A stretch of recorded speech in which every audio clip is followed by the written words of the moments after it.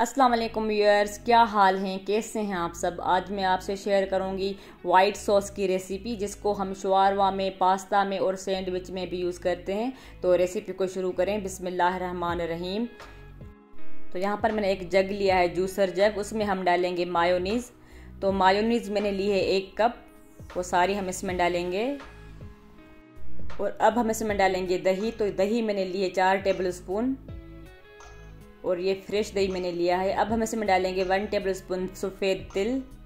अब हम इसमें डालेंगे काजू। तो यहाँ पर मैंने 2 टेबल स्पून काजू लिए हैं।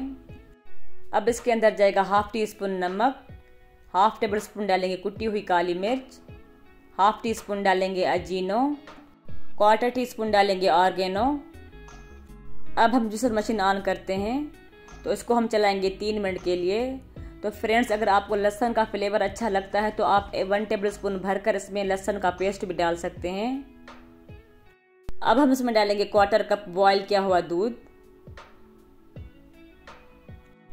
तो यहाँ पर हमारे वाइट सॉस बनकर रेडी हो चुकी है। अब हम जूसर मशीन बंद कर लेते हैं।